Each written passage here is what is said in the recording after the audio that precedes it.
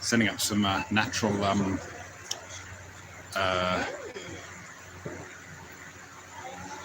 mosquito repellent, elephant dung. It's basically ends up being dried grass that is very good as like a fire brick, yeah. And so this keeps the mozzies away. Hello, Dada. Hello, Abby. All right. Happy Chinese New Year. Oh, thank you. Yes. Yeah. Yeah. Happy Chinese New Year. YouTube. Hello. All right. How you doing? All right. Let's just make this away so it's not glaring. How you all doing? All right. You having a good weekend? I'll leave the camera right there. So yeah, fireworks going off now because it's the official Chinese New Year. So that's on they're following a lunar calendar rather than the Gregorian calendar. So Chinese New Year is never on the same date. And this weekend is when many of the Thai Chinese and Chinese that are living in Thailand are celebrating their New Year. All right. So I can't remember how to say it in Chinese, but let's just see who's in the chat. All right. Are you enjoying the lights? Are you? Yeah, nice, isn't it? Yeah. Hello, Tony. All right. Hope you're having a good weekend. One man. Hello. I'm well, thank you. Yes. Yeah. Yeah. My wife isn't though. I was going to ask if anyone is having some big thyroid problems.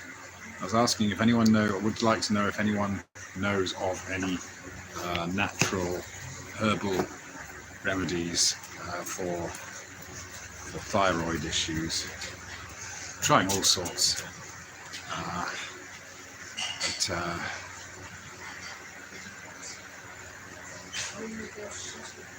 yes, it is hot. It's about 30. It's very humid at the moment. It's the hot season now, the dry season, or pretty much the high season. So this is when tourists love to come to Phuket because it is it's dry, and it will be until April, and then April is again following the lunar calendar. You have Songkran, which is the Thai New Year. And it will be on the full moon of kind of March, April, and then the rains will come. Yeah, so it kind of rains a lot of the time, really here. So we've only got about 4 months where it's pretty dry. And it does get very dry, but down here in Phuket it still remains quite humid. So it's not like desert heat. Yeah, different. You even see the difference as you come down from somewhere like Bangkok. Down south it gets greener and greener and greener, or more and more humid and jungle-like. So yeah, if you ever travel on the train from Bangkok down south, you see the plants and the greenery gets bigger and bigger, and it's quite fascinating in that respect. Let me just see who else is. Oh, I'm trying to scroll in. It's not showing the chat for me. Okay. Microdosing. Okay. Yeah. Possibly.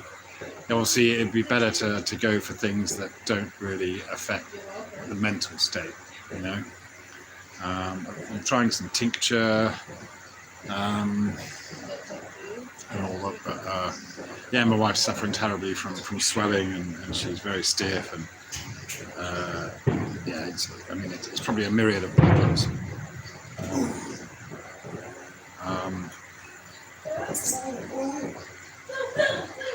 Oh, hello, endemic bird expert Costa Rica. Hello, dear Phuket. Thank you very much indeed. Costa Rica, that's nice. Yeah. Okay. Cool. Nice to see you all. Yeah. I wanted to really...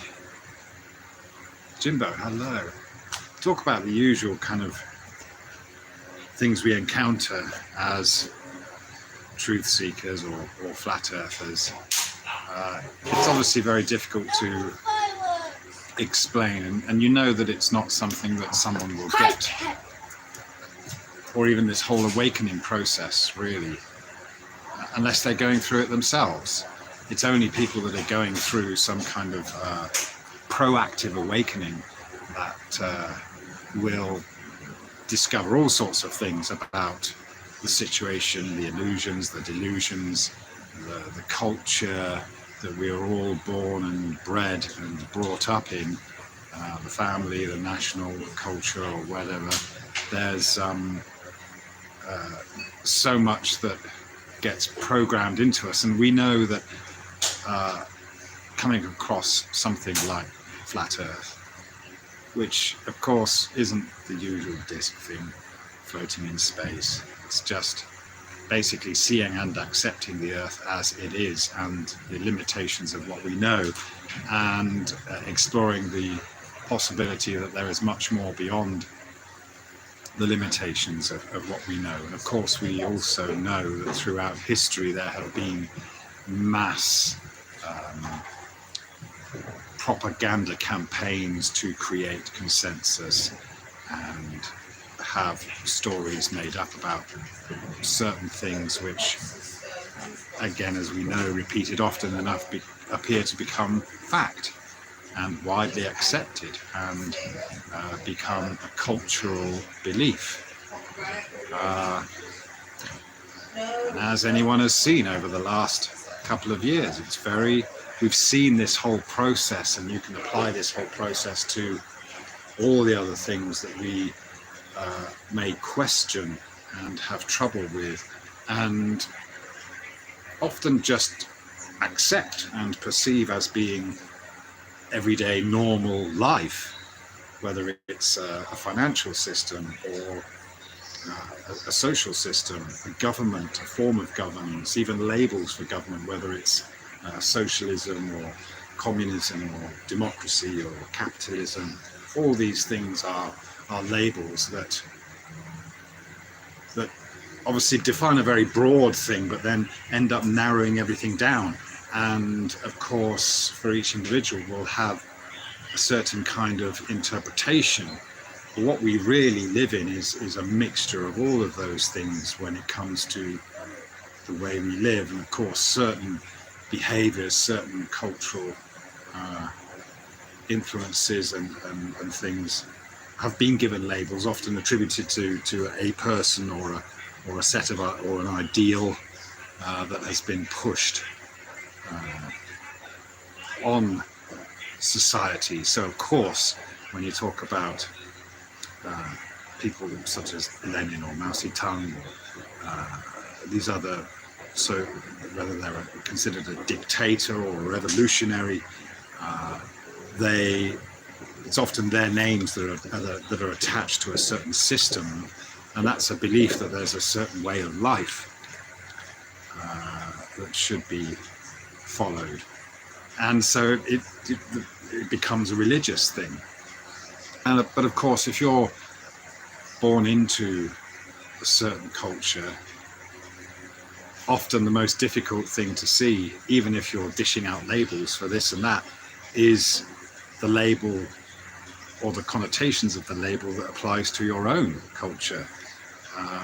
This is the significant thing that we're all beginning our journey with, isn't it? It's that realization and understanding that we have unconsciously or subconsciously identified with some kind of sect or culture or belief or religion or religious way of thinking. And so you get words like brainwashing, mind control bandied about, herd mentality. We were talking about that today while watching a small herd of elephants. And so it's only when you start to even examine your own place and your own thought processes and your own what you believe to be involuntary thoughts and beliefs and actions and reactions.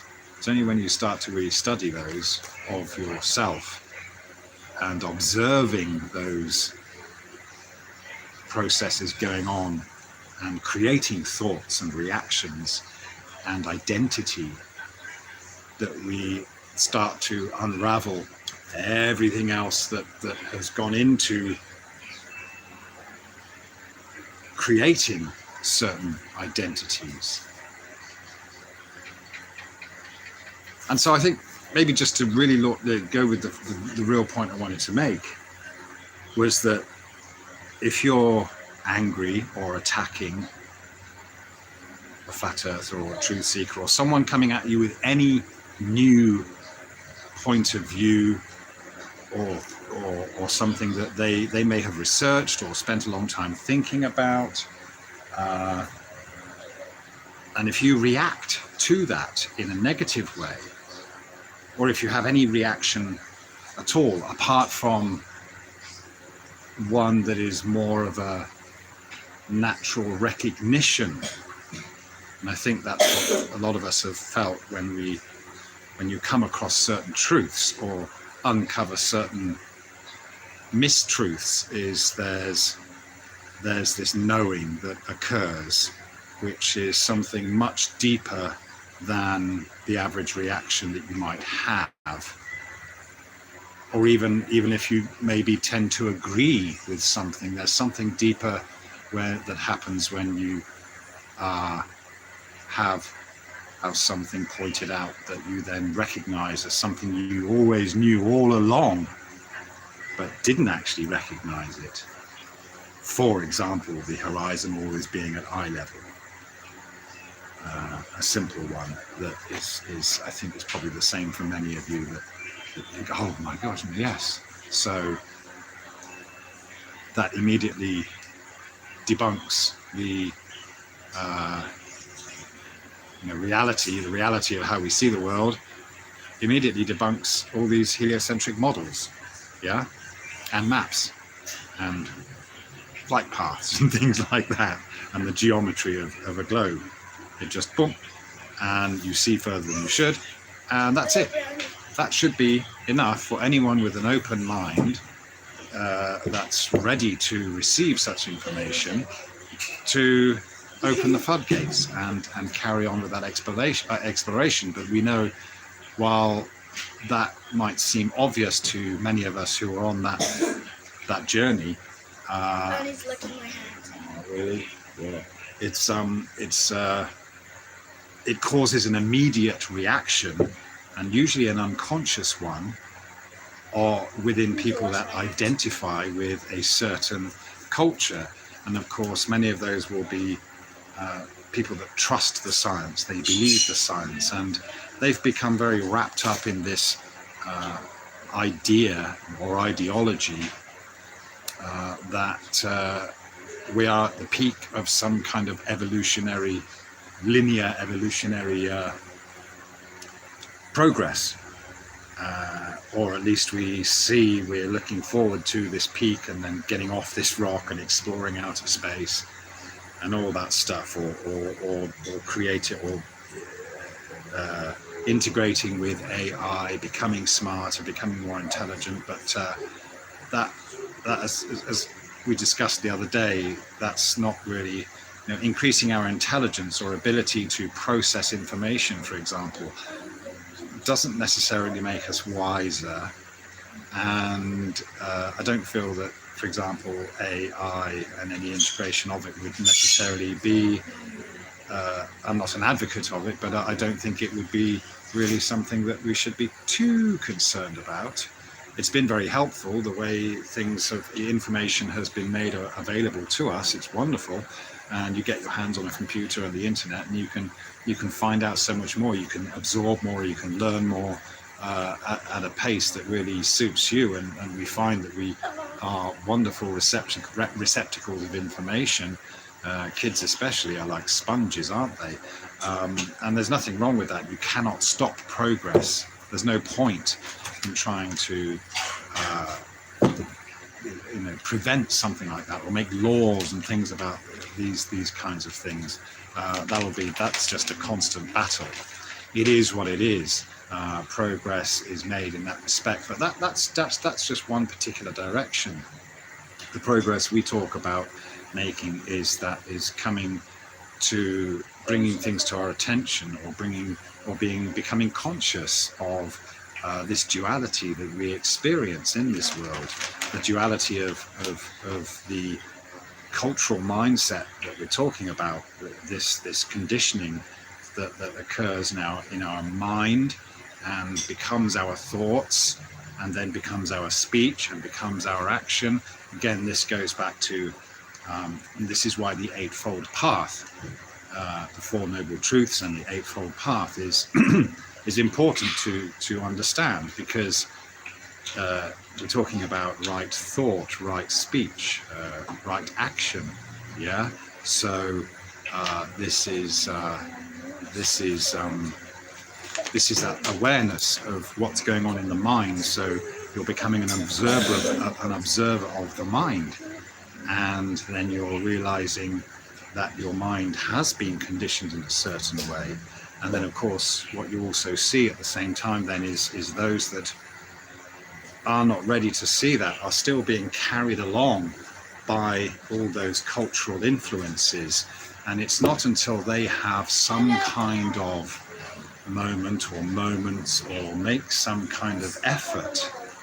And this is an effort as well, isn't it? It's not, this is the thing, it's like anything. If you want to achieve something, if you want to achieve some athletic skill or mental, well, we're talking about mental skills here, but if you make a comparison to some kind of athletic skill, you want to build a certain muscle mass, or you want to be able to run at a distance in a certain time, it takes practice, it takes training, and it takes some form of dedication. It's not just going to happen. You can't just wish it to happen. And so there's a lot of doing and discipline in that. So the same goes for the mind, and really being able to identify the mind, the training.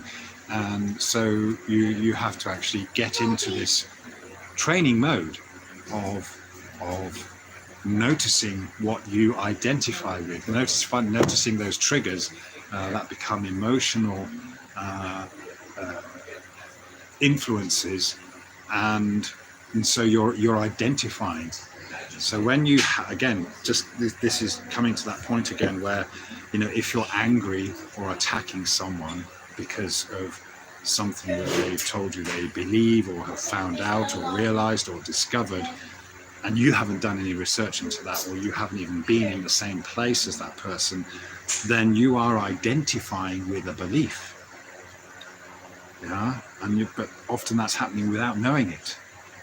And I remember myself just having, after a certain amount of time within this whole flat Earth globe deconstruction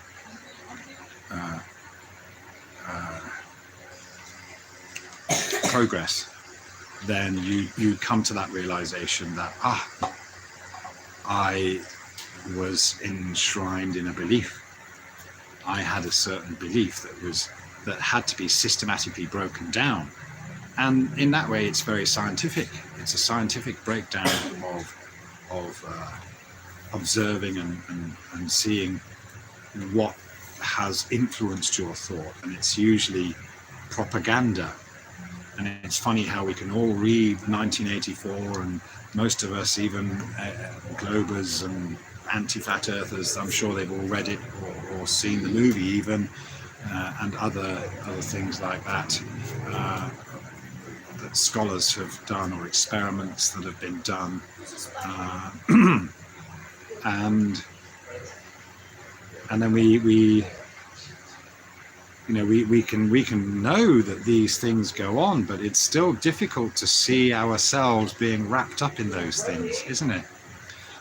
So it really takes effort to do. So none of this it's the opposite to ignorance. And again, those people that are triggered that are out there defending the glow, or making nasty comments, making snide remarks, being sarcastic, you already know that they are consciously or unconsciously identifying with their own belief and their own conditioning, and they haven't made that effort to get out of it, or to even recognize it. Yeah. So obviously there's something that happens in someone somewhere when at different stages of our lives, which triggers these observations, and often it can careful because it's making a thing bounce. Yeah. Often these are they can be traumatic things. They can be you're being taken to the point again. You might be asking many questions. Why is it like this? You might be feeling victimized, and but then also questioning why you feel victimized. What is it? What have they done? Or what is my role in that situation? How has that contributed to the situation escalating to where it is now?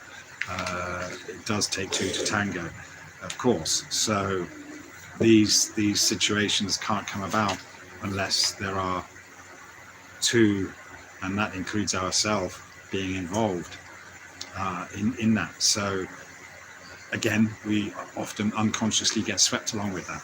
Yeah. Especially when it comes to things like raising your kids and things like that. Often these are just things that that happen because you were brought up in a certain way. What's that? Oh really? Oh yeah, it's oaks hanging in the air. Okay. Yeah. Yeah. And you might recognize that, you might not. Sometimes you just unconsciously do the things that you were taught or that were done to you when you were a kid, and you do those to your parents. Sometimes you might intentionally not treat your kids in a certain way because you realize what happened to you. There are so many things to do there, but so you can you've got these unconscious things that happen, but then you can put thought into them too. But putting thought into things doesn't necessarily bring results either. It is more about letting go, and that's part of the discipline. And so that's the strange thing that's different from, for example, exercising and having the discipline to exercise, is because you really are doing, and you are making an effort, but you're doing something that's really more than doing. Whereas the awakening, or the making that progress towards continually identifying our programming is and not following the program is more of a letting go, but it's still a discipline, you know. So yeah. I tried to leave this till a time when everything had calmed down a bit. I've done all my dad duties, but I'm still getting a lot of demands for attention. So that's okay though.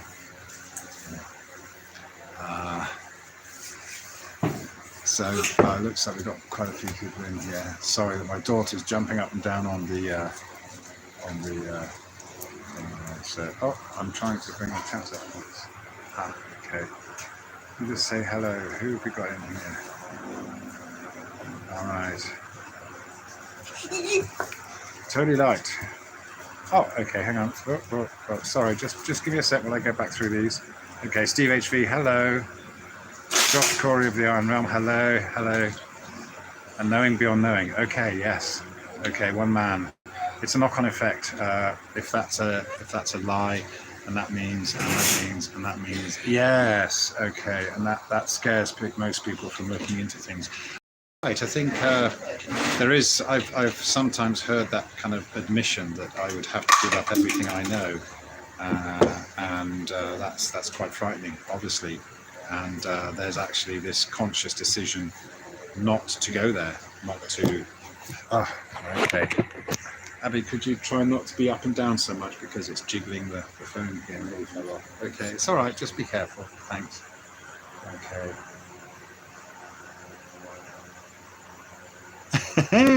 What's that one, man? Don't pull the thread off the wool on a thread of your sweater. Josh Corey. Don't touch the foundation of a house of cards unless the house is rotten. Steve H. You've got to go. Okay. All right. See you, Steve. Okay. Oh, you've got 4 kids. Okay. I didn't know that. I knew you had a couple of kids. I didn't know you had 4. Wow. Okay. Fair shout, man. I know it's tough. Because they all want kind of equal or more attention depending on the individual, don't they? Intro. That's a nice one, Josh. The brighter your light shines, the darker shadows it creates. It's interesting, isn't it? Yes, because that becomes, what is that? Is the reaction one of envy? Is that seen as a threat when you get these against, if you're ultimately trying to create a positive experience, but then it's funny, isn't it? It does draw the darkness toward you as well. Tony Light, talking of light and dark, just face it, the Bible is true and giants existed even though it's suppressed because it would give validity to the Bible. Yeah, well, that could well be true. I personally don't have the evidence. There are stories of it. The possibilities are endless, and a lot of the Bible could well be true, in as much as it tells us. It still doesn't tell us. Still doesn't give us that many answers, and it is often, of course, down to interpretation. And who knows how much the Bible has been changed and modified and what have you over the years. I was listening to Allegedly Dave the other day in a very interesting interview, and he was talking about how the Old Testament was actually created after the New Testament, I think, but some interesting stuff in there.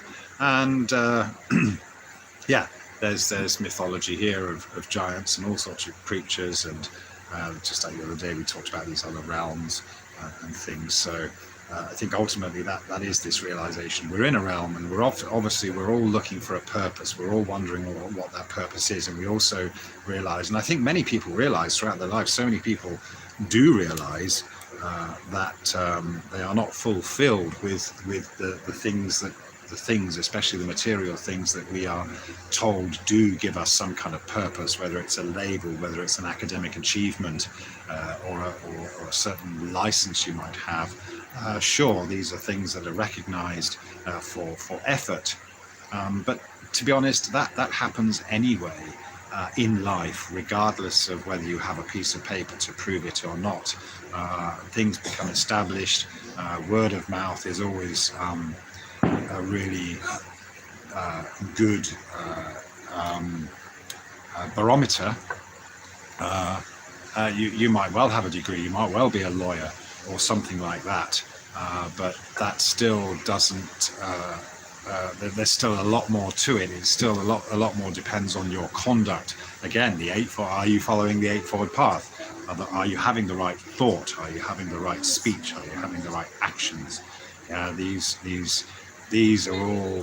can all happen under a certain label. So we know that if for example we go with that idea of lawyers, they all come in different shapes and sizes, and they have different specialities. Whether they're qualified or not, it will come down to experience, wisdom, and again those attributes that you might be looking for. Of course, if you are a bona fide criminal, then you will want a lawyer that really isn't interested in true justice. They're just in it for whatever they can get away with. And again, who's to say what's right or wrong? Are our official punishment and legislation and litigation systems necessary? Do they actually resolve anything? If someone's committed a crime and they've served a certain amount of time, they're then a free individual, and they are then able to go about their lives unhindered. and it's almost as if that is expunged from their record, whatever they've done. But really, ultimately, what would be the indicator would be whether they have remorse. If they hurt or harmed someone, do they have remorse? Do they have a desire to fix it, to do something about it, or do they continue with their behavior regardless of whether they've served their time or not?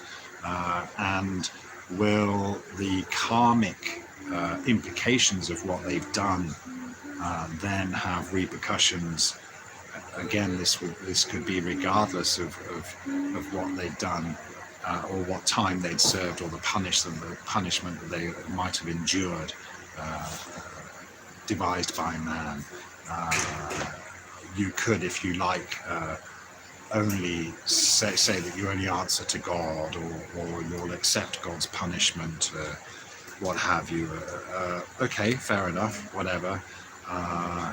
But I think either way, we do create very much our own karma, don't we? It's an ongoing process, and this again comes down to the training that you're doing on a daily or a moment by moment basis. If you've entered that, if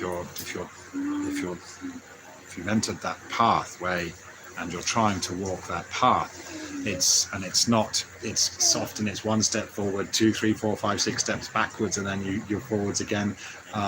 It's a gradual process of trying and retrying, and so nobody ever becomes perfect, really, possibly, but there does seem to be more of a purpose that you can then identify with on a more knowing level, on a more intrinsic kind of level, where ultimately you will encounter less of those feelings such as anger, resentment, jealousy, even grief, for example. And it can get a bit kind of what's the word? It can get a bit more controversial in your own mind, because you might get to the point where you think, well, do I deserve to be happy? Because this happiness is ultimately what happens when you don't have depression, or you don't have anger, or you don't have these negative emotions. Then obviously there is a kind of neutrality as well, but there's more of a lean towards happiness. So then comes the question in your own mind, do I deserve to be happy given what I've done in the past? Should I be paying some kind of penance? Should I be punished? Or then you might also become worried about the punishment that you face at the end of this life, the karma that you've got to deal with once you die. Have you done everything? Well, obviously there's certain things you can't do, but again, these kinds of questions do come down to the conditioning that we've experienced, especially when it comes to the Christian mindset of the heaven and hell, and you'll be punished by God, and then the God's punishment is kind of decided by man's word in the Bible.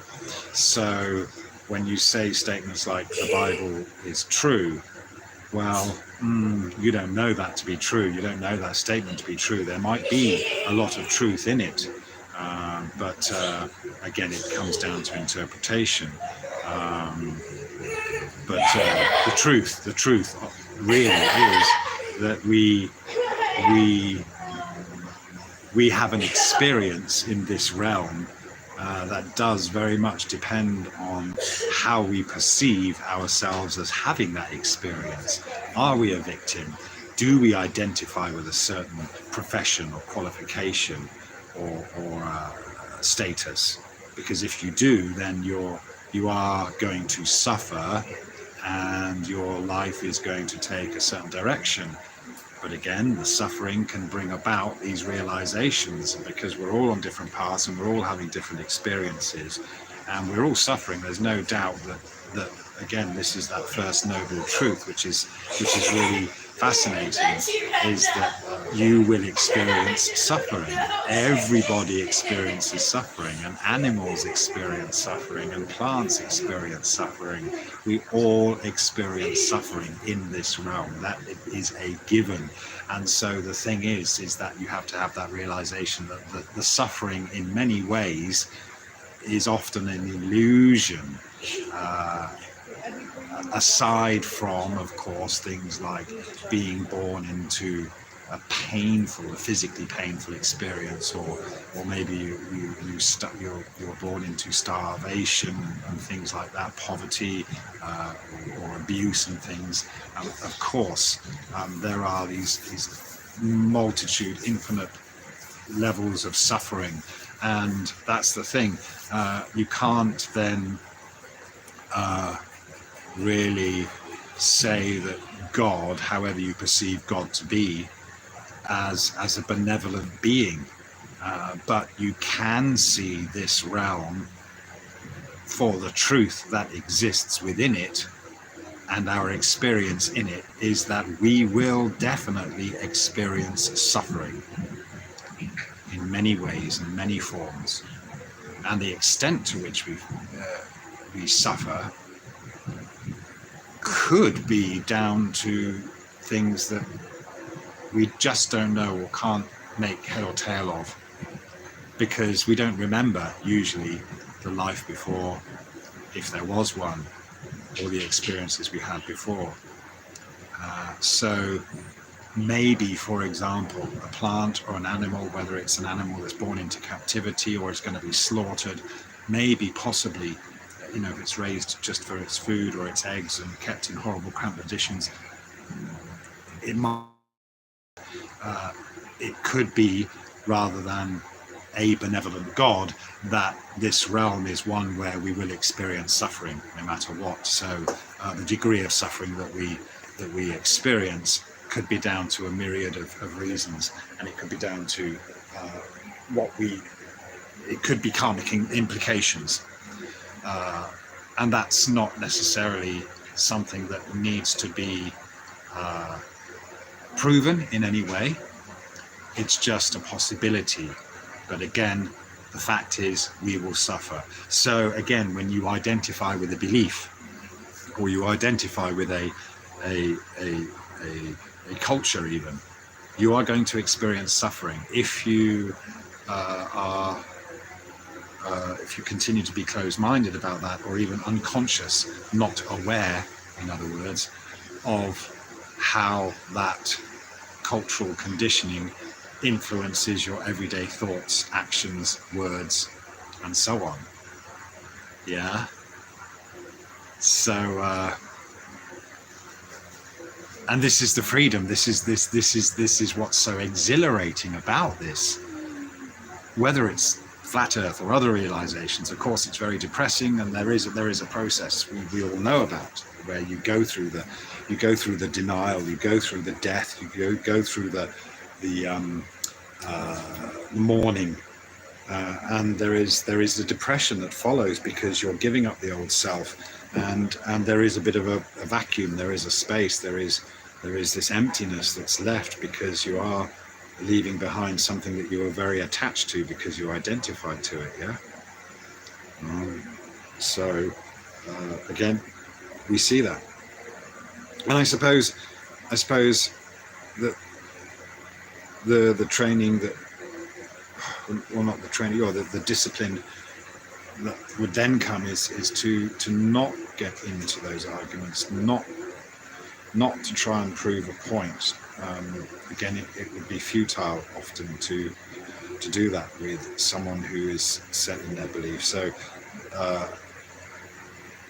again, it's more a letting go, move on, leave them.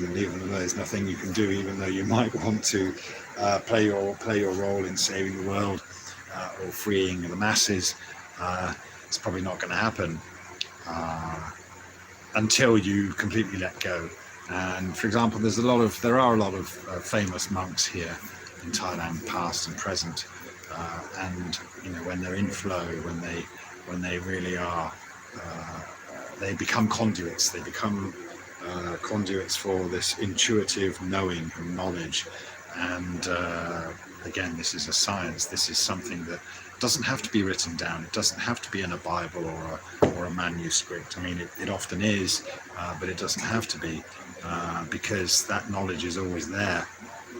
It's always there, and it only arises and appears when you let go, or when you're not putting up your barriers of belief. Yeah. And so, and that's maybe the wonderful thing about the Thai culture. There is that, for example, monkhood is encouraged. It's allowed to be. It's part of society. So society supports it, and it doesn't need government support, although it has it. And so, but you know, the temples and the monks are well supported financially, and it's amazing how much money that they can raise sometimes through people contributing and donating, and this because it's just part of the culture that all the help is given that's needed for those people that are in the monkhood to spend their time concentrating on and focusing on following the middle path and leading a life of righteousness for their own benefit, for humanity's collective benefit, or just because that is what we're supposed to be doing here. Yeah. So it's supported. The alms giving in the morning, the monks go around and people give their food, and in a way they're making merit. They're providing for someone, and the monk is then fed. He doesn't have to worry about going out and finding food. He can then focus on meditation and things like that. But of course, there's also the understanding that the layman, the lay person, is also necessary. Yeah? And again, you can't stop progress, and all these different aspects, all these people doing their things and having their journeys and making, evolving society. It is an ongoing process, and it's okay, and it will go where it will go. But we always, as long as we approach it with mindfulness and detachment, and make the disciplined effort not to identify with anything in particular, then it will carry on. It's okay. Whatever happens is the waves and the troughs of the way things go. And whether it's eternal, whether it started a few thousand years ago, whether there was a reset or not, does it matter? And you know that people will always be pushed and motivated by egotistical means. And again, that's okay, because it has many benefits. It brings many things. And for example, people meet and cross paths in the most extraordinary ways. And these things happen, and they happen when they're supposed to happen. And so, of course, we're often worrying about this and that, and maybe being late for appointments, and worry about what people think, or that person will be upset at me or disappointed, or they won't think highly of me, and all these other things. We get so wrapped up in these worrying concepts, which do manifest physically as well. The worry doesn't really change anything. Things will happen as they are supposed to happen.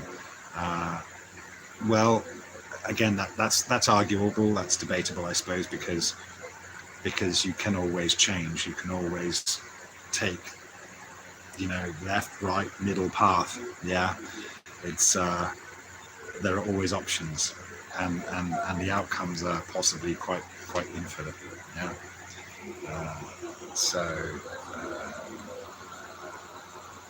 So yeah, Tony Light, that was a long answer to your claim that the Bible is just fact, Tony Light. Okay, let's try and go through the Glenn Souch. Hello. Oops. Okay, I'm getting a Skype school, so a Skype call, but I'll carry on with this for now. I'll wrap this up soon, though. What's this one? The Chikava. I call it True Earth because all we really know is that it's not what we have been told. Fair enough. Nice one. Nicely put. Thank you for that. One man again. Things should be what we discover for ourselves, not what we are told. Absolutely, one man. Glenn Souch opening the minds. Ah, yes. Chilster Deluxe. One of them, Penny, okay, I'm not sure what the pennies and min, okay, yeah. What do you got? Who have we got? Okay, nice little banter going on there between one man and the others. Yeah, one man, but it says, but it can only be protected with more lies. Yeah, that's the thing, isn't it? We see the lies. Hello, Rich Spillman. Yeah. What's that? Tony Light says, when I heard Flat Earth, I thought it was the most idiotic idea until I looked into it myself. Okay, cool. Thanks for sharing that, Tony. It's interesting. I didn't. I was just like, it was. I was enthralled by it, but I'd already. It was funny because I was at a certain stage where, I'd been through a lot of the kind of, the monetary system and. The straw man thing with the natural person aspect, the banking, the Alex Jones, the David Icke, and the spiritual teachers, all these things, and of course everything that I was experiencing here in Thailand, in a very Buddhist country, and with the mix of Islam as well, and other aspects of that, and the way Thais just deal with all these things in a very nice middle pathway, and when Flat Earth came along for me, I was chomping at the bit because even I wish I could think of some of the other guys that have contributed to this, whether it's there's an Irish guy, I wish I could remember his name. He'd done this is the people that were doing research before the internet, the people that were going to the libraries and unearthing things and making presentations. Oh gosh, I wish I could remember his name because he was also very influential, well not influential, but so much information. All these people that have contributed in their own way by doing research, yeah. And so I got to that stage. It's like, well, okay, what's next? Okay, I get it.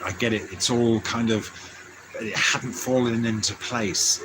It's like, okay, could be aliens that put us here. What about the pyramids and things like that? The moon. It was all a mishmash, and it still didn't really make sense. And then Flat Earth just really brought everything down to earth. It was really there was so much, maybe it's often called the mother of all conspiracies, because yes, you then see that everything else is, if you realize that everyone has been caught up in this globe lie, then of course, as I think one man was saying earlier on, it's just another lie, another lie, another lie, another lie. Everything else under that is just imaginary, delusionary. And so that's when all of this fell into place, and it was at a time when I was really desperately asking myself, okay, what's next? Now what? Okay, this isn't complete, and it's still not complete but the journey is, there's much more of a clear pathway on the journey. Yeah, and that's more about, and it's not about the actual shape and dimensions of the earth, because as far as I'm concerned, that there is a lot more to discover for sure, but it's not necessarily something that we will or have to necessarily know, or that would benefit us any more because okay, you could assume that there's other entities, there's other life forms. They could be across the water, beyond an ice wall. They could be in another pond. They could be just on another piece of land not far away, or they might have been wiped out and we might be the only remnants, or we might have been put here. We might be fallen angels. We might be this, that, and the other. Actually, it doesn't matter. It doesn't matter. The history is kind of irrelevant, because it's the now that's relevant. It really is the now, isn't it? And as we've seen, if people had that consciousness and awareness, and many did during these last few years, we've seen the unconscious follow the mainstream narrative, and we've seen also a huge number of people standing up right from the start and saying, stop and think and look at what you're doing. Do not get involved in all this. Do not get carried away by the propaganda. So, and that was in the now. So there has been a lot more obvious awareness and consciousness of the now, rather than regret. There's been pre-gret, as it were, rather than regret, because you know what's coming. You know that if people just follow what they're told to follow, or believe the science, then the consequences could be catastrophic. And all you can do is again, many of these very well-intentioned people with the megaphones and things shouting at the people lining up, they realized that doesn't, the best intentions, they had to find a way. And ultimately, I think many of us found that it only ever happens on an individual basis. It's up to that individual. When you're talking to someone one-on-one, rather than talking to a crowd, there is a huge difference. It's quite interesting. It's an interesting exercise in crowd psychology as well. And so this is the kind of realizations, or the progress many of us have made on this awakening journey that we're each individually taking. So that should be celebrated and embraced. There will always be people that follow the narrative because it's comfortable, or for whatever reasons, and you know that it's based on fear most of the time, because it's fear of losing the old persona, losing identity, which they've become attached to, and all these things, fear of letting go, all these other things. That's the thing. When you let go in your mind, you don't fall, you float. But of course, in our physical reality, you think if you let go, you're just going to go whoosh, flying off or flying down, off the roller coaster. But actually, you can just let go, and you'll still you'll stay on the roller coaster. Yeah. So yeah, it's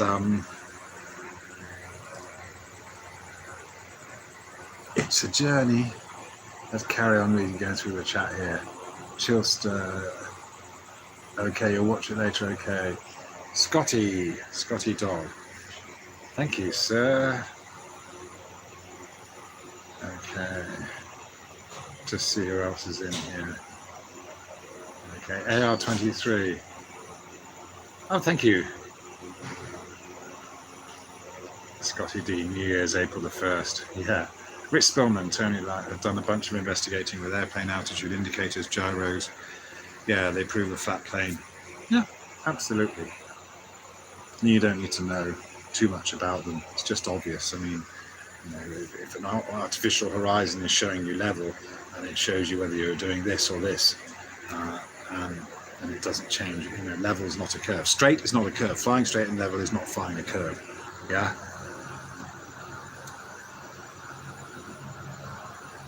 You still shake hands with folk, Chilster? Okay. Rich Spillman, everyone goes through the steps of grieving the deflated ball. Yeah, I suppose so, yeah. And yeah, it might be, again, it would depend, wouldn't it? It would depend on your attachment to it. I think I would imagine for many of us, it wasn't that much of a big deal. Of course, it's it's a struggle to let go, or it's very difficult or challenging to not immediately see the earth as a ball. For example, where was my little thing there? If I hold this up, it's a cow, right? You see it as a cow. Now, if I held up a globe, I don't have one to hand, you would say earth. Yeah. So, boom.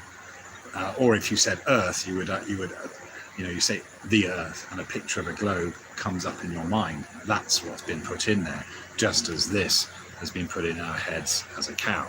And okay, it is, but we don't see the earth like we can examine this cow. This is another thing that is very simple to understand, that we can look at all this from all dimensions, and we can recreate something that definitely looks like a cow that we will see in the real world. Definitely, there's no problem identifying this as a cow or a bovine, or however you want to call it. Okay, it's definitely meant to be a model of a bovine that we would see in reality. But then when we are told the earth is a globe, that's not something we've ever seen. So this is something that it's a very, very simple difference of discernment, which unfortunately many people will not see. Here's a cow, we know it's a cow. I have a globe in my hand and you go, oh, that's the earth. But that globe is an illusion, it's an image, it's a projection, it's a mathematical concept that can be used for convenience, for navigating, direction, latitude, longitude, all that stuff, time, so and so on. But that's not the world that we know, and it's not the world that we live on. Actually, it's just a projection.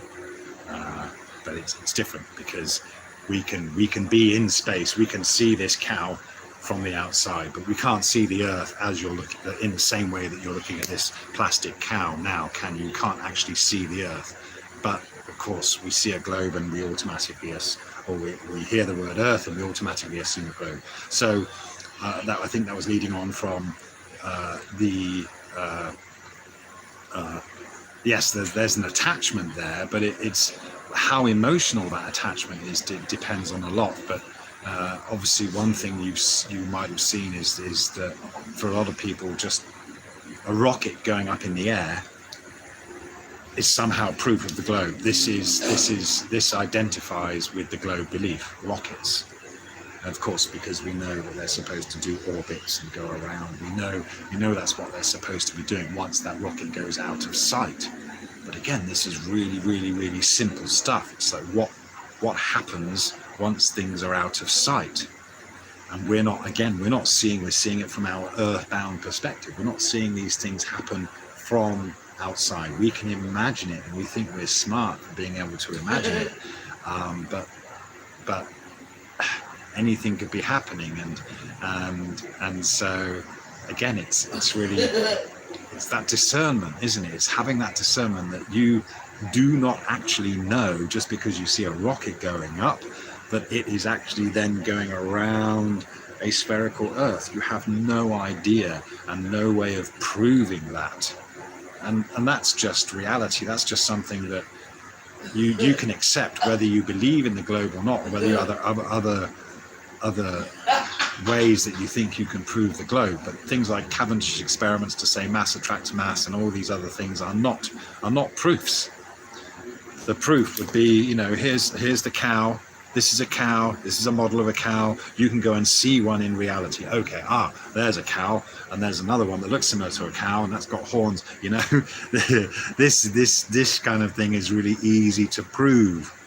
Yeah, but it doesn't matter what kind of expert you are in navigation or flying or earth seismology, geology, history. It doesn't matter what kind of expert you are, or astronomy.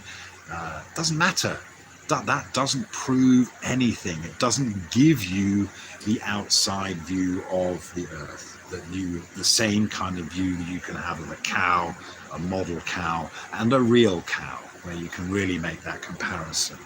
It's funny, really, isn't it, that you have to kind of highlight this, but I think it's something that you don't realize unless you start thinking about it, and you have that investigation, that discipline. You're trying to discipline the mind not to go off and believe certain things. Yeah, it's just the way it is. Without any judgment, there's no need to be emotionally triggered by it. So again, going back to that point, if anyone is attacking, being sarcastic, saying you're stupid, you're this, you're that, yeah, or I know better because I'm this, or because I'm that, or because I've studied this, or because I've studied that, you can do maths. You're just identifying with that ability, with that perception. Yeah. Just trying to. Sorry, the phone's okay. So, AR23, you're in Argentina, so we need to do a sun moon observation. Okay. Okay.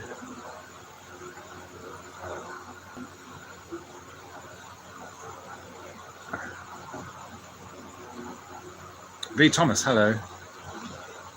Those who tell stories rule society. Yeah, we're often swayed by stories, aren't we? The emotional ones make more difference, don't they? Yeah.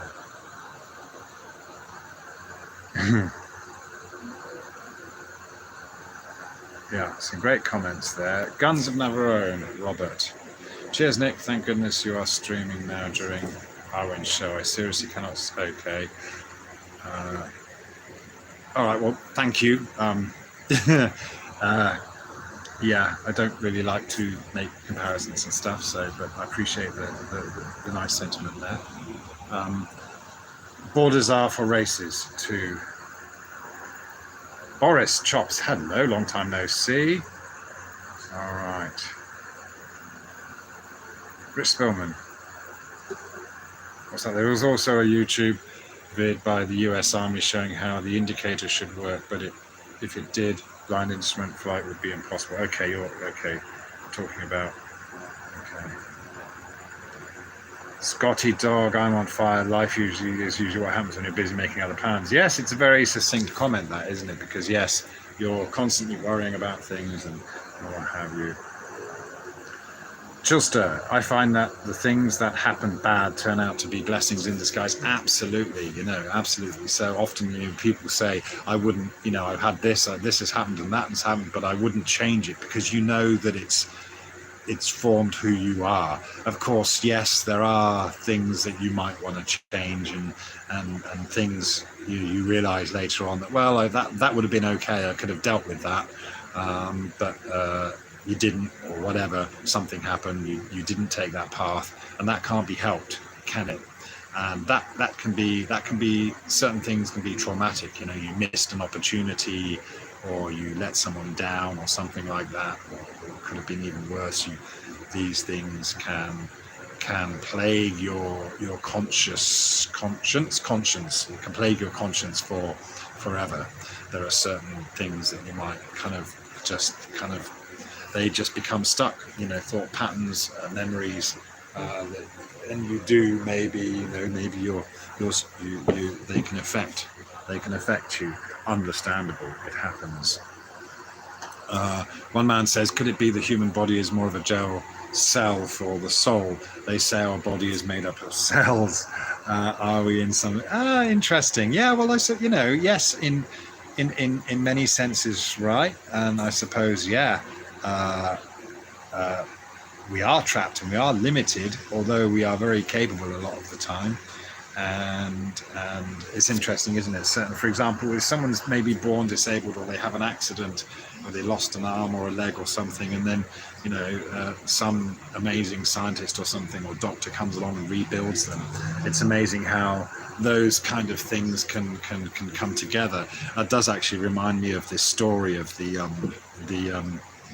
do you remember the Thai football team that got stuck in the cave? They've had a good movie. It's actually a very good movie. It's quite good. The Cave Rescue, yeah. This really happened, and I know from experience, my daughter in the volleyball team, they treat, when someone's on a sports team here, the kids in a sports team, they spend all their time together. They are literally together 24/7 for many days and weeks at a time, and they do everything together. And so the coach becomes like a second parent, really. And so what was fascinating about that story is that, okay, these guys, you could say that whatever, the guys, they should have checked about the rains and the flooding before they went in, and he got them into danger and all that kind of stuff. Yes, you could blame, but ultimately what happened is you had this massive rescue operation, and I think it's such a coincidence in a mystical kind of way that the two divers that from England that came over to help, one of them was a qualified and well-trained anaesthetist, and it was his skills as an anaesthetist that were needed to get these boys out of the cave underwater safely. Basically had to put them to sleep so that they could carry their bodies out through these cave systems into safety. And so, the coincidentally, this diver having the skills to dive such a difficult cave system, and the ability to the skills and the knowledge to get these kids out, I find that so amazing. And if you listen to those guys telling their story now, they really feel that, or at least I know one of them felt that that was what his whole life had been building up to, that moment, and it was, they got all those guys out alive. So it's a wonderful example of and it's so fascinating that happened in a country like Thailand, where karma and all these things are very much thought of as being, it's just naturally, that's the way it is. These things happen, and because it's a Buddhist society, there was no animosity against the coach. The parents didn't feel animosity against the coach.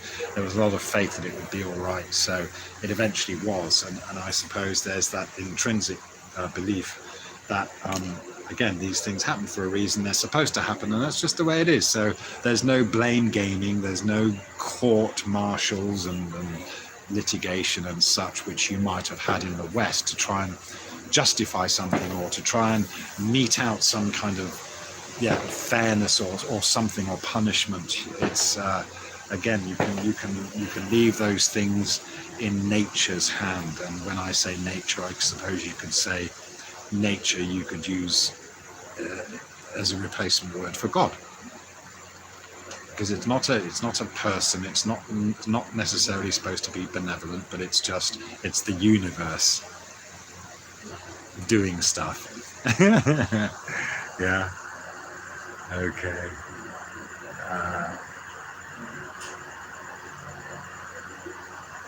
Okay, Rich Spillman, yes, thanks for your agreement there about suffering.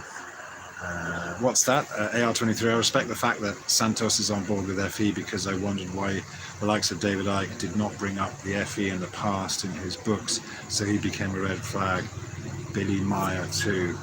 Yeah, again, it doesn't matter too much to me whether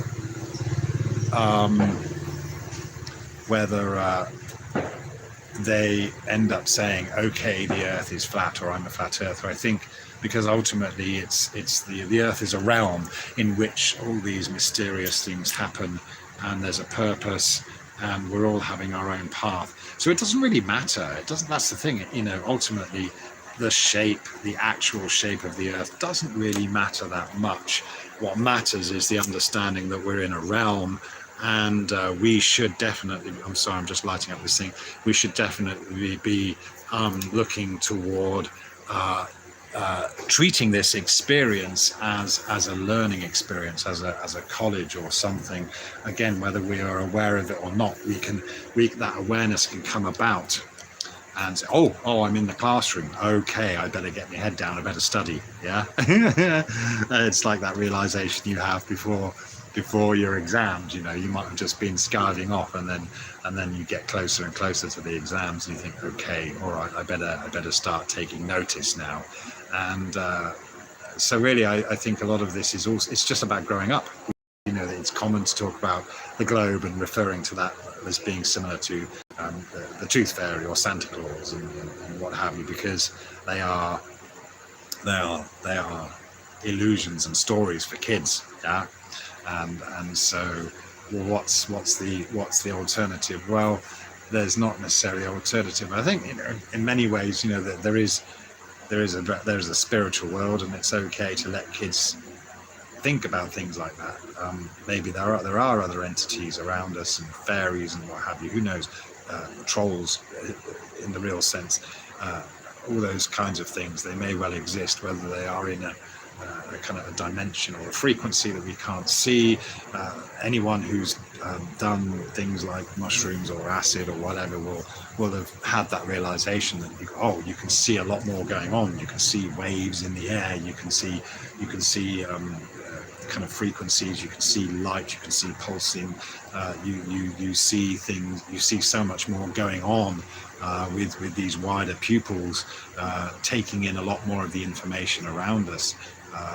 And so you realize that, wow, in our normal existence, when we're not in that kind of state, there's all this stuff is still going on, but we're not necessarily seeing it or hearing it or feeling it, because we've got all these filters on. So just to reflect on that point about David Icke, for example, I mean, you've got to again, everyone's on their own journey, and everyone's bringing something to the table that has been very helpful on our journeys. And then so you don't have to, again, if you kind of wholeheartedly went with every single thing, then again you're just falling into a belief pattern, aren't you? It's still up to your own exploration. But for someone like David Icke, for example, I mean, he's at least understood that this is a realm, and it is a realm that is affected in ways, and there's a history of it, and there are obviously people and bloodlines and all these other things and entities that try to influence human behavior as a herd, compromising those individuals, trying to shut down certain people. I've never really, when people talk about gatekeepers and things like that, I don't really jump on that bandwagon, because to me, they are people, they are gurus, they are prophets that have done their own line of, again, you can't expect someone to, no one is going to know everything. If someone's done a line of research, and if David Icke, for example, has always followed the research and allowed himself to be open to the things that he finds, there is so much information that he has brought to us, and so many things that we can consider and think about. And then, okay, all right, yeah, that makes sense. Whether these bloodlines come from Egypt, and the symbology that they're using in the priesthood today is the same as that, or it's been compromised or added on, or added or put on at a later date, or changed or manipulated. Again, these are all great things to consider and take on board. And fine, it helps to build the picture, but we're still building, each of us is building our own picture. So as far as I'm concerned, they've done, each of those people have served a certain purpose. Their raison d'etre has been realized, and that's fine, because no one's going to become a godlike guru, are they? No one's going to have all the answers, and I'm sure certainly none of us have all the answers. And what we're doing here, and what I'm doing now, is just sharing those experiences, and there's always something in the comments that, okay, someone's gone in a certain direction and learned this, or they've heard that and they've studied this or that, and that's fantastic. And that's what this is all about. It is an exploration of our earth, our realm, our history, our society, and all that. And it all comes together. So it's a wealth of knowledge that we're building up, and that's fantastic. And everyone has something to add to the chapter, or a chapter to add. Okay. Rich Spillman's, that's a very good point. Even in striving for pleasure, there is a suffering of some kind. Absolutely. And yes, of course. Yeah, you could go off on that. There's so much suffering in whether you want to have another, you want to get drunk, or you want to get drugged up, or you want to have sex, or you want this or out there. That's suffering in so many ways. And of course, it's all very well to say, right, to be stoic, to stoically refuse yourself that. And that can also be a form of suffering. It's like, no, I'm not going to do that. I'm not going to sleep with that person, or I'm not going to do this or that. That can be there's something beyond that, because you have to detach from all those forms of suffering. And the only way that happens is with continual disciplined approach. But again, resisting the temptation all the time is kind of a form of suffering as well.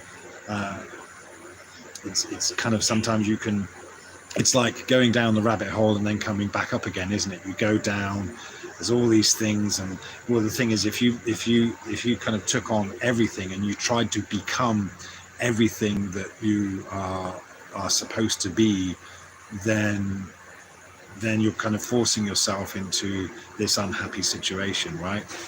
You ultimately have to come back up and let go. And all right, that's there.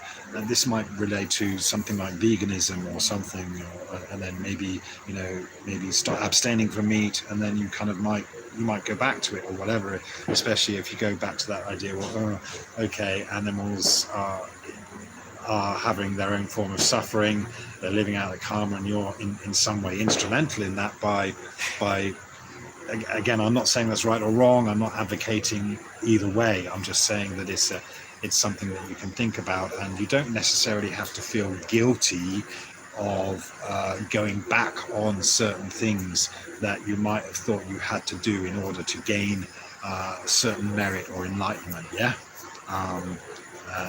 but obviously, if you can discipline yourself to the point where you are abstaining without the effort, then that is more like you've reached your goal. So if you've lost the craving, I often see people say, 253 days sober, and it's like, or I quit smoking 72 days ago, and it's like, well, you haven't quit. Your habit is still there. If you're still counting the days, your addiction is still very much with you. I always say to these people, just stop counting the days, and then you will be free of your addiction. Yeah, it's really simple. So if they're still fixated on, okay, it's another day, it's another step without the booze or without the cigarettes or whatever, then, well, you're still thinking about it too much. You're still addicted to it. You haven't let go. The cravings should have disappeared a long time ago. The physical cravings for cigarettes. I mean, yes, for example, it takes a week or two, but when you're ready for it, then you can let it go, and that's it. You let it go. There's no point in counting the days. If you're still counting since your last drink or whatever, or you can't have one drink without then having another and another and another, and just enjoy the taste of a drink for what it is, and then leave it at that, then you're still stuck. You're still in that addictive state. Yeah. So yes, there is discipline. There is a certain amount of effort to get to a certain point. But then, as you were saying, I think it was Glenn or one man, I can't remember. Then there's the suffering that you experience suffering in trying to cling on to that mindset or the discipline that got you to where you are. You have to then change and adapt.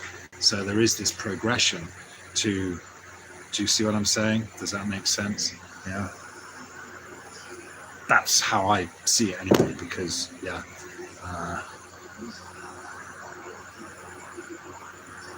Okay, just going back through, carry on with the chat here. Tony Whitcomb, hello. Drones from beyond the fence, says Chilster. Scotty Dog, a spade's a spade, even if you can't dig. AAR23, I see on some other channels there has been a lot of in-house fighting when we are all are relearning. Yeah, it's a shame that, again, egos get in the way. Healthy debate is fine, discussion is fine. But yeah, the infighting comes when people have become, prematurely fixated on a certain idea, or swapped one belief for another, or have gone about this in a certain way with a purpose in mind. And so, yeah, there's still that egoic attachment that occurs. Again, it's a learning process, like you say. Yeah. Dean Floyd, funny, fact isn't a biblical word. Check out the definition between truth and fact. Quite eye-opening. Okay, there you go. Nice one, Dean. Thank you for that. Difference between fact and truth. All right. Yep. Okay. What's that, Chilster? All the vids about FE came up all the time. I'm like, what's this nonsense? Not even going to look at that. Really? Okay, you were one of those. It's funny, isn't it? Yeah. I just couldn't wait to get into that. I was definitely ready for it. Oxbow Spirit, hello. The belief of an inverted reality, level is curved, 2 is 1, up is down, stationary is movement, etc., hinders the mental growth of the individual. A weak mindset is easily the... Absolutely, really good point, Oxbow, because yeah, it goes back to that discipline. You have to have strength. You have to be strong and disciplined to break free, to break down, to scientifically break down that, what's the word I'm looking for? Deconstruct, yeah,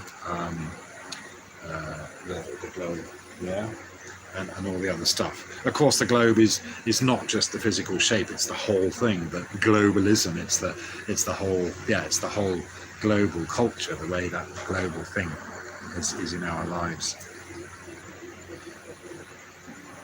Hello, Ak. Radio 419, stretch the flat earth night with Jedi garden lights. Yeah, my red lightsaber lights. Yeah. What's that, AR23? When I found out, I looked at my photos from the Alps, then the Himalayas, and the photos out the window, then the Bible, and I was into all esoteric books. Even old illustrations were geocentric. Yeah, it's great. It's fascinating, isn't it? That's again what you want to share, isn't it? You want to share that that renewed rediscovery of looking at the world in a new way. You've lifted the veil, you're looking at it in an unbiased way. Yes, it's flat, and that's mirroring, that's convergence, that's a horizon at eye level, those are stars. We don't know how far away they are. They could be this, they could be that. We can recreate them in a lab in this way and that way, but not that way, and so on. Or the so-called Coriolis could be just the same as the sun going around. All these things, yes, they all these abilities to perceive what's going on in all different ways is brilliant, because boom, all of a sudden you're let free, you're unleashed to think of all these things. You really have broken free from the gravity of the heliocentric model. Scotty Dog, I'd rather wear bigger shoes than smaller ones. Nice one, yeah. Okay. And what's that, Tony like? If heaven and hell is truth, would you risk your eternal destination for at most 100 years on earth doing what you want and not what the God of the universe told you to do? Hang on a minute. Let me try and get my head around that. If heaven and hell is truth, would you risk your eternal destination for at most 100 years on earth doing what you want and not what the God... It's an interesting question. You're talking about kind of like rather, just doing what you want rather than following your destined path. But then the whole free will thing, the choice, are we, we're not aware that whether we did make a choice before coming here, being born into this realm. And it becomes complex and unanswerable. But it's of course it's an interesting concept to think about. That even that's the thing. Even if you do what you want, maybe that's the path you were supposed to take. Maybe that was the lesson you were supposed to learn, and that's okay. Yeah, on the big scheme of things. Yeah. Ice Wall, Flat Earth, War Machines. Okay, I'm not sure what you're referring to there, but I'm sure it made sense at the time. Okay, Tony Light, I won't risk it because I know personally the power of God.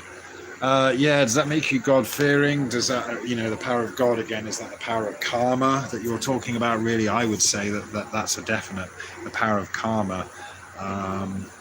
Again, you're talking in that sense, you might be talking about some kind of judgmental process where, when we think about these things about right and wrong, sinning or judging, or who's judging us, it's not one. Again, it's not one that you can really answer, and again, that's why feelings of guilt and stuff, or this idea that you don't deserve to be happy, that you've got to sacrifice certain things, and you've got to hold back in certain ways, is kind of, or punish yourself in certain ways, is kind of, it could be a wrong path. I don't know. Again, it's difficult. It's something I ponder a lot about my past, but a lot of this is all down to accepting what we've done, accepting what other people do. Dave Hink. Okay, thank you very much for that persuasive thing there. This is a cow. So was that, a bit comical, isn't it, really, to do that? Okay.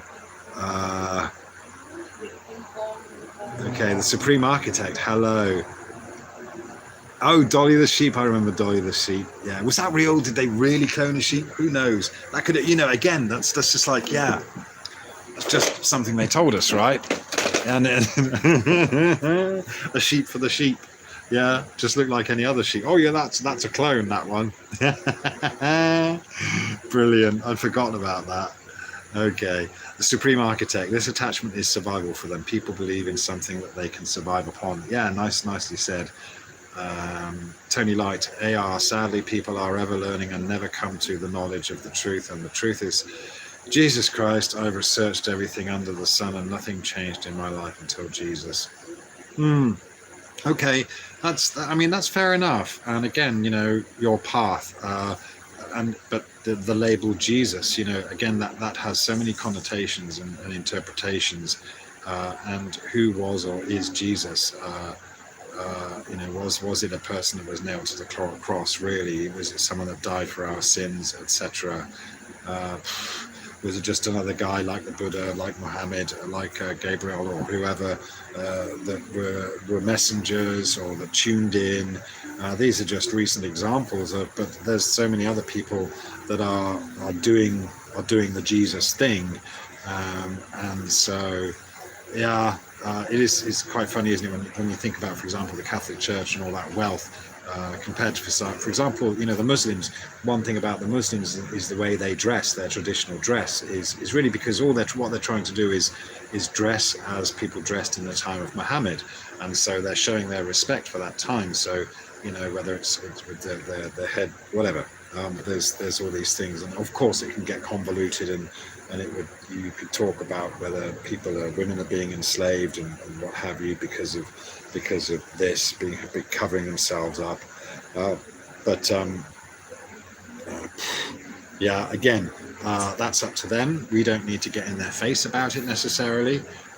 Each to their own, because for the most part, for example, Muslims, they just accept, and they also know, they identify with the Bible as well, and all the characters in the Bible. They don't deny Jesus or anything like that. They've got very similar interpretations, and they understand that the story of Jesus and the story of Muhammad are all intertwined, and Gabriel, the angel Gabriel, is also part of it. So they've got no problems with Christianity, and really what all they're doing is as far as their dress and things like that goes, again, depending on who is teaching it, but essentially the idea is that is maintaining that way of life that was kind of cool and worked, or the attitude of Muhammad, and this is one of simplicity, whereas you've got the Catholic Church, which is gold and hierarchy and all that kind of stuff, and it's totally the opposite to what Jesus or Muhammad is really supposed to represent. So it's mind-boggling, really. the contradiction there in that. Hello, David. Good to see you. All right. What's that? The supreme. It doesn't have to be logical. A man on the edge, global believers think gas can be pressurized without containment. Well, they'll say, oh, gravity's the container. Yeah, they just bring an imaginary concept into it. Okay. What's this? The supreme architect. It's not that they are just stuck. It would mean that people are robots. They are stuck because this belief's making them to survive globe survival. Okay. Uncommon sense. Hello. The scientific institution is as dogmatic as the church. The method of inquiry, however, is not. Nicely said, man. Okay. AR23, Tony Light, flat Earth is the biggest change for me. All I know, there is a creator. Everything else is a question. Okay, yes, I think that's part of the realization, isn't it? And it's part of the fear factor as well. That okay, you realize that you're involved in this thing where you are responsible for your actions. And of course, the frightening thing is, as we were talking about just before, is that you may have committed atrocious acts which you should have. If you were more conscious, if you were more aware, you wouldn't have committed. So yes, that can become a horrible thing to try and deal with once you have that realization that we are in some kind of intelligently designed realm that is designed for us to, as this kind of classroom for us, so, and we weren't listening and we messed up. If we did things that were unconscious. So this is the thing when it comes to blame and self-doubt and victimizing yourself and all these things. It's a tough one to deal with, but maybe that is also part of the process, dealing with those. You have to at some point come to some kind of acceptance or realization. Of course, if we knew, for example, that yes, I mean, there's no doubt that life is very precious, and so this isn't to diminish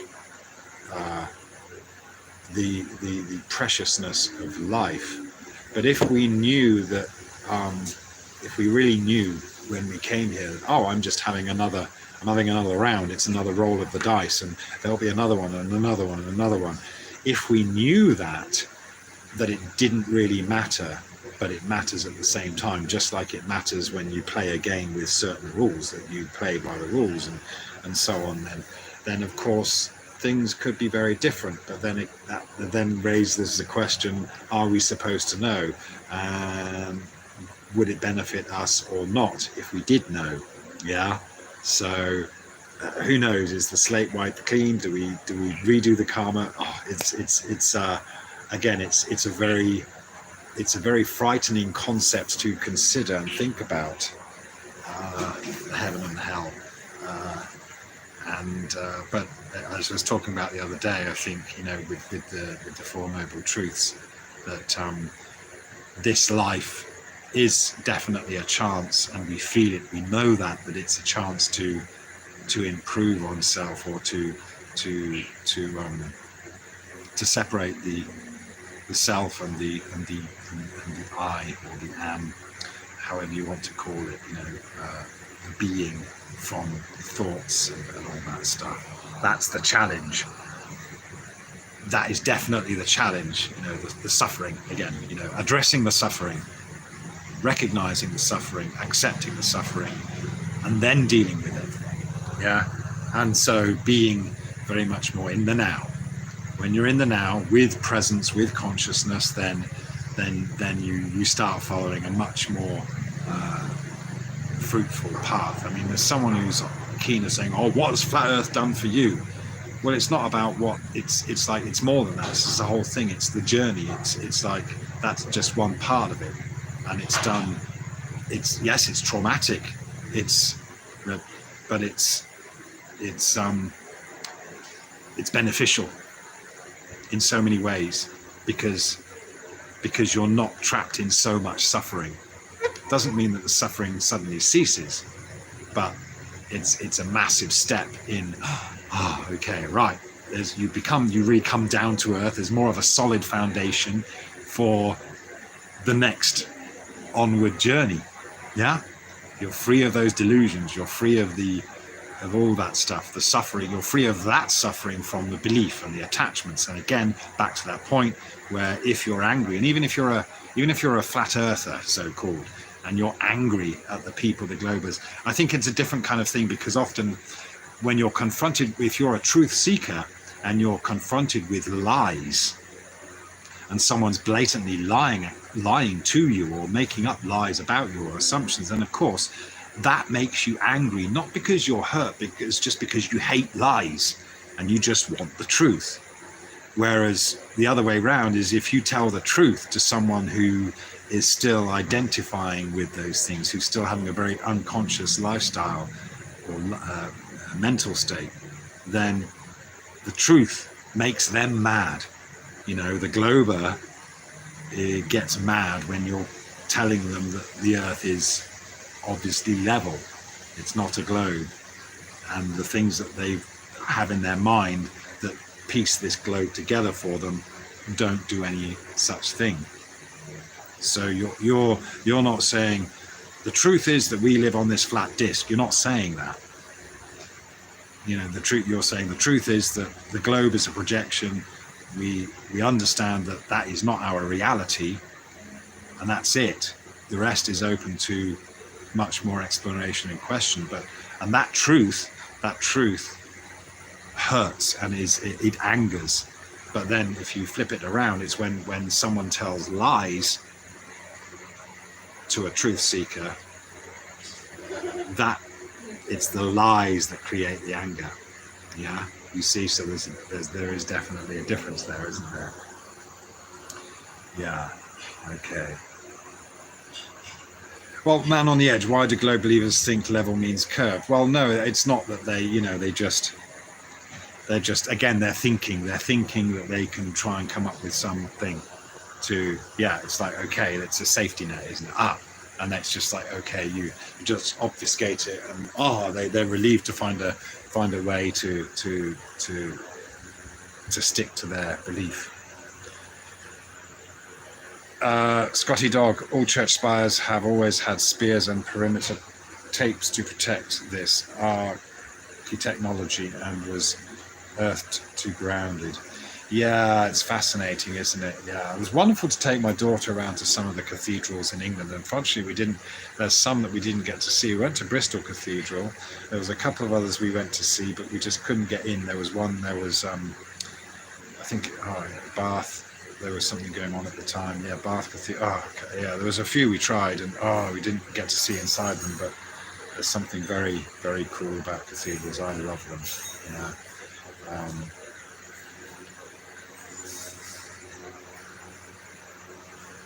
Okay, I'm not gonna say everyone's comments, just some of the newer ones. RH says it's a syndrome. Okay, whatever that is. Okay. Monkey brain syndrome, says Glenn.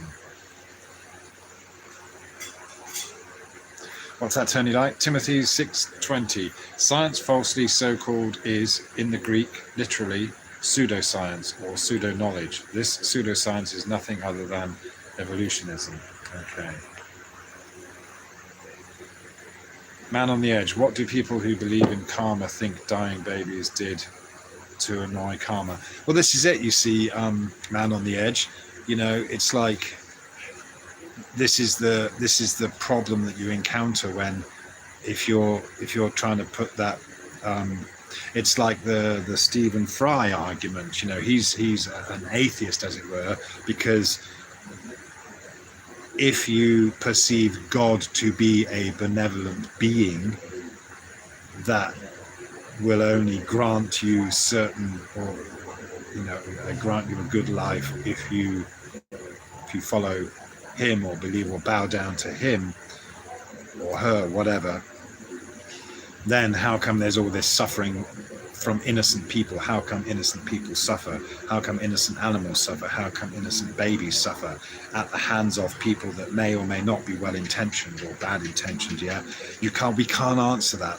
And this is, for example, the Buddha didn't try to answer that. It's not, again, this is, our interpretation is never going to really be an answer, because for example, the universe, we know the universe works in really mysterious ways. It's just like when for example, paths cross and then later on they cross again. These things are just, certain things happen by so-called coincidence. These are sometimes they're unfathomable, they are miraculous. And it doesn't necessarily mean that there is someone or some entity separate from us that's dictating all of this and playing us like a game of chess. The universe and all its entanglements and the way we live out these things is so complex and so mysterious that we do not have those answers. But it could be, when you think about it in that certain logical way, that if karma is a thing, then maybe you have to then live out your karma, or if in that respect. I mean, karma again is it's all open to interpretation. Karma is you're doing what you do. It's like for every action there is an equal and opposite reaction, but it's in the realms, in the way the universe works, it's not as straightforward as knocking two blocks together with the Newtonian balls or whatever. That's a very predictable action reaction, isn't it? Knocking those balls. But when you do this metaphorically in the for example, you punch someone in the face in this kind of instance, the outcome could be, there's infinite possibilities. You could end up killing the guy, or you could get punched back, or someone else could come in, or whatever, or you might end up hugging and crying, or you might end up killing each other. It could go any way, right? There's never a predictable necessarily, but there is, in terms of that, there is definitely going to be every action does create a reaction, but it won't be as straightforward as those balls knocking together in that very physical, repetitive, scientific aspect. It's going to be something very much more miraculous than that, and we do not have the capability of understanding that. Or so, who knows? We just don't know why suffering exists. Again, this is why it's a noble truth. It is a noble truth. It's there's no denying it, that we, animals, humans, plants, everything living suffers, because we will struggle, we will have to overcome certain obstacles, we will have blissful moments, we will have horrible moments, we will have pain, we will suffer physically and mentally, we will suffer from desire, envy, jealousy. All of those things will happen to us no matter what. Yeah. And maybe if you die early, maybe you're only supposed to suffer a little bit, and that's all the karmic stuff left that you have to do. I don't know, but it's a possibility. Yeah. Or so, for example, I think about when I was running the fish and chip shops. It's like, well, okay, we were selling fish. Now you could talk about whether there's a difference between hunting things for sport and for fun, or hunting for eating, or farming for eating, or whatever. Again, this is something you could argue till the cows come home. But I wonder if, for example, there's me selling fish and chips. Now, will I perhaps have to spend my life as a fish in captivity, or that gets caught? Will I have to live out the same number of fish lives that I caused the death of when running my fish and chip shop? Yeah, I have no idea, but at the same time, I have to kind of accept that as that's a possibility. And there are other things that are maybe much worse than that. That's just an example. I just think that's just one of those things I think about. The animals we eat, or the harm we do to people, whether it's hurting, maiming, killing, do we have to pay that back somehow? And do we have to pay back? Do you have to do that in another lifetime? And so in that case, you can imagine how many chickens have you eaten in your life? How many fish have you had in your life? Or how many things how many mosquitoes have you killed with a spray or something like that? How many, whatever. Do you have to go and live every single one of those lives that you've affected? I don't know. It's a possibility. That could be how karma plays out. And if so, well, that would take millions and millions and millions of years, and it would be kind of never ending, because then you're going to, again, lead a life, for the most part, that is going to be unconscious, and you're going to have to wake up again. You're going to go through the whole process again. So is there an end game? Maybe that's why we don't know how or why we got here, or what happened before we were born or after we die, because if we did, then we'd be, oh my God, again.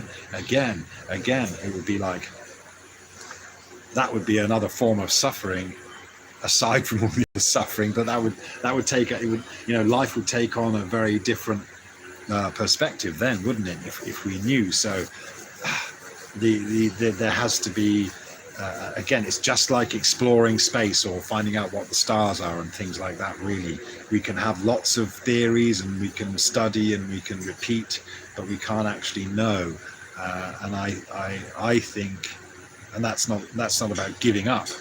I think the stars, for example, may well be very much more connected to our individual or collective lives than we may give it credit for. But again, that still doesn't tell us what they are, or that we could ever really find or reach the stars. Maybe that in itself is just a fantasy, a ridiculous fantasy, a distraction, a delusion that we must grow out of and ultimately realize. Maybe, for example, someone such as Elon Musk, maybe he has to get to that point where he realizes that what he's trying to do is impossible. Yeah. Whether you think he's an evil or nice or person, or he's doing everything for the whatever, who knows? It doesn't matter. Actually, it doesn't matter. He's doing his thing. He's having his journey, and the same as all these others. Whether it's the people pushing the jabs or whatever.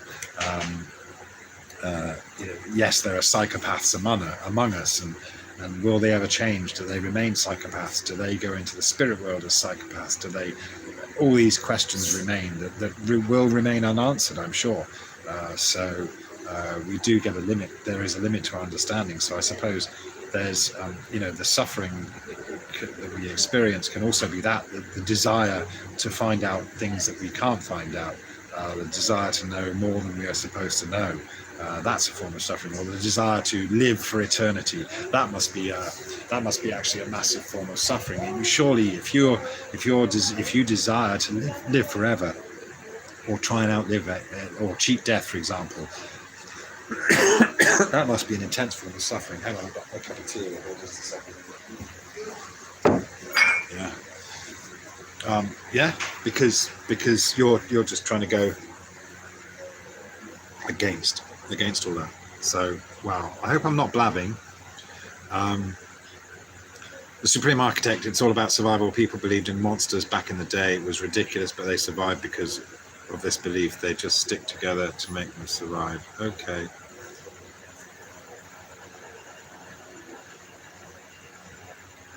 David Banner, okay, it's a wonderful feeling when those mind shackles are released. It is. That's a very nice way of putting it, David. Yeah.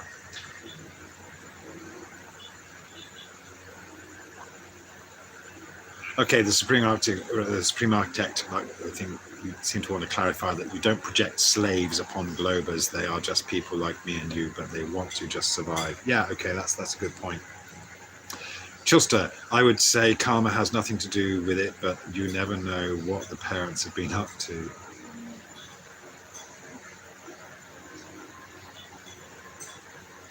Right, again, man on the edge. We kind of just discussed that question. You're saying if karma is real, what did dying kids do to annoy karma? Who knows? Who knows what we did? But we suffer. We can't know that, and that's up to the universe. And that might not be God. It just might be the way that it just might be. Again, it might be just a program. If you want to consider this as some kind of something similar to a simulation, maybe there's programs, there's rules that can become like AI. They're very flexible. They can go in all sorts of directions. But okay, yeah, these may be just things unpredictable in that in that finite kind of detailed narrow level, as to say, okay, this person is suffering this because they did that. You really can't do that. It's not the same as saying, this ball is flying because this ball hit it. It's much more complex than that. And so yeah, well, I've already kind of said that, I think. So yeah. Glenn Souch is replying to Man on the Edge. Interesting concept, but think of it like this: their death is a consequence to transgressions of humanity, a sacrifice to heighten our lack of awareness. Okay. David Banner says, yep, David Icke knows the game and the players, which was useful in 2006. That long ago, was it? Okay. AR23, I hear you, but David says it's a ball, and I just think it's misleading. It's the new folk, rabbit balls. Ike did wake me, but yeah, it's just a red flag. But right, it does not matter. Yeah, okay, nice one, AR23. Thanks for kind of like, summarising that. Yeah, again, it's just a case of yes, we've been over it, and so yeah, I appreciate that we kind of put that together like that. Yeah. David Banner, he did skip the FE question. Yeah, I know, but maybe there's an awareness as well that, yeah, and it's kind of, that could be a strategic move, that, and yes, we know that his illustrations and things, and the whole thing about Saturn and the moon and all that thing is very much based on the globe, and yeah, but again, a lot of what he says could also be construed as metaphorical, or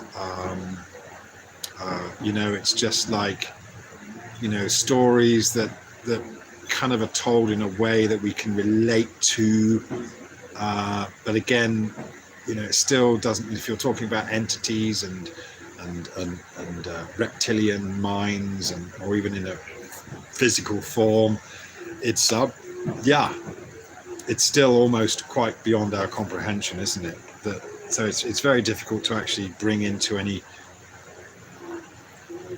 cohesive statement about reality. Yeah. One man, just like Hancock. Okay.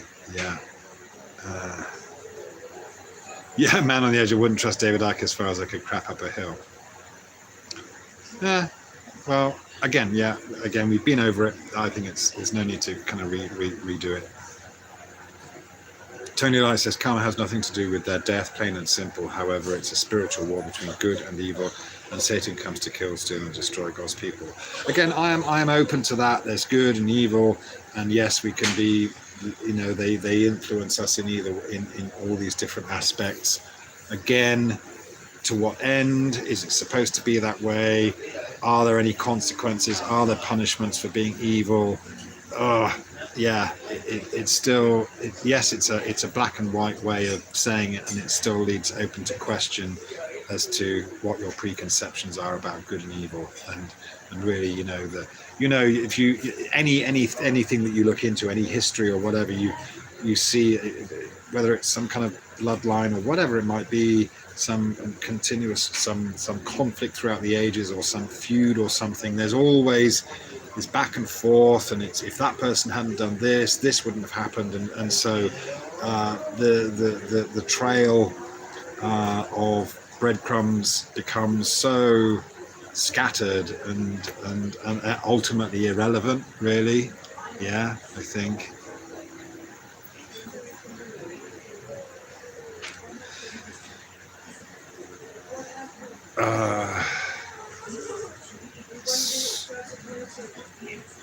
Okay, David Banner just said Ike was useful before FE about certain topics.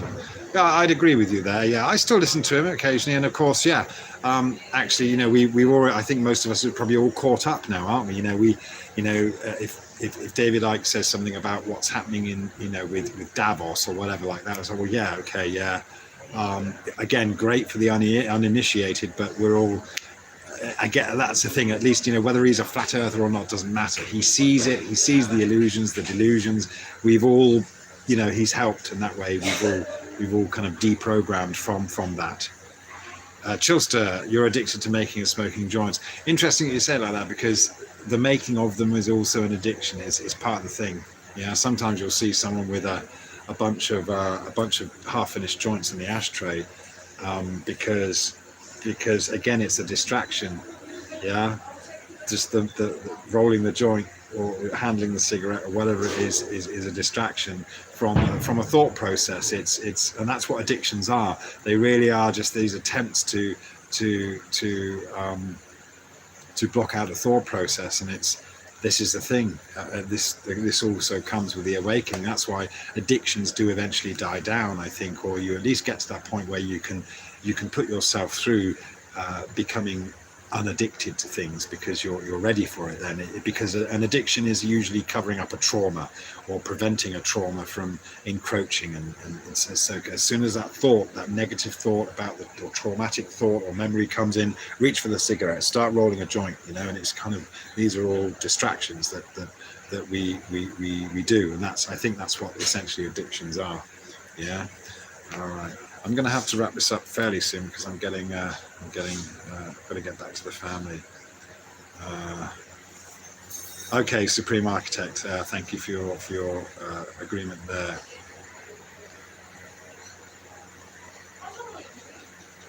Yeah. Okay. More about thing there. Okay. Taboo Conspiracy. Hello. That you Phuket word for your. Oh, thank you. I think you meant to say thank you, but thank you for your thanks. Okay, just sharing the journey. We've all got a long way to go. I've got much further to go, and there's nothing. It's like, yeah, it's nice. It's just nice to be sharing this, and it's nice to know that many of us are on similar paths, and other people. Yeah, it's great. So it's just. Tony says, addiction is once again Satan putting his foot in your door and walking in. I tried everything to stop certain addictions and couldn't shake them until I gave my life to Jesus. Long story. Okay, cool, Tony. Fair enough. And that's yeah. It's like it is very much letting go. It is that you're on you whether you're falling on your knees or whatever. And surrendering is very much a part of it, yes. And whether whoever or whatever you're surrendering to, again, may be irrelevant, and you can call it what you want, but it is definitely, again, this is some kind of science in the mind thing, and the labels that we attach to it, whether it's bowing down to Jesus or God or however you want to put, that's fine. I don't really entertain arguments about that. I'm not interested in kind of picking apart the Bible and things like that, because it's all about the now experience, the acceptance, and all these things we're talking about, the suffering, the recognition of the suffering, and then finding a way to alleviate the suffering, and finding that path. Again, the Four Noble Truths and the Eightfold Path. It's the science of living. Yeah.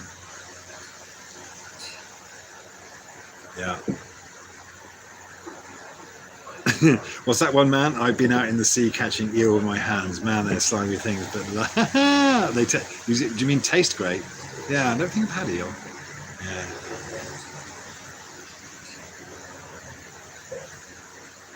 Oh, thank you, Ak, for that. Don't forget to hit the like button. Thank you. Okay. Wow. Is that tooth? I think so. Yeah. Okay. No voter ID. Hello. Thank you. Thank you for your comment. Yeah. All right. Yeah. Okay.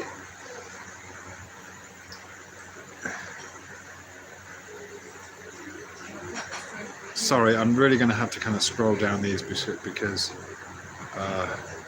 yeah. All right.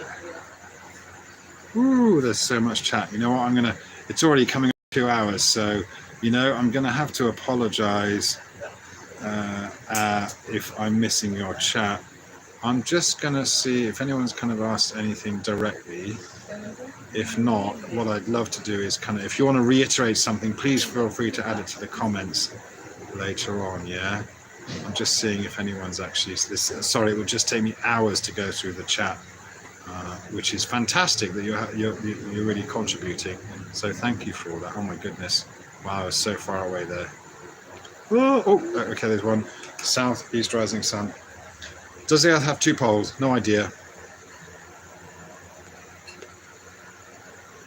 Okay. Trying to read some of the comments. Yeah, my frequencies. Hello. Okay, good to see you, man. Oh shit. Ah, I don't know what's happened there. Ah, trying to take pictures of me. Don't know what's going on there. Okay. All right. Hey guys. Okay. Yeah. You know what? Let's kind of wrap it up there now. It's just about to hit the 2-hour mark. So this is, fantastic. Thanks for coming along. Hope you're having a fantastic weekend. Hope this has been a nice thing to share, and we've all managed to kind of. It's nice. It's really lovely to see some opposing views and different journeys, but then there's also this appreciation and understanding of each other, and that's great. That's all you can ask for, right? This is what for me. That's what it's all about, reaching some kind of understanding. So I really appreciate that. To all of you coming along and being that way in the comments. Yeah. So. All right, I'm going to say goodbye for now and get back to my family. So I hope you've got some loved ones to get back to and spend some time with too. Okay, so thank you very much, everyone. Happy Chinese New Year's. Happy Chinese New Year. Okay. All right, and yeah, we'll speak soon. Okay, thank you ever so much. Have a great weekend. Okay, cheers.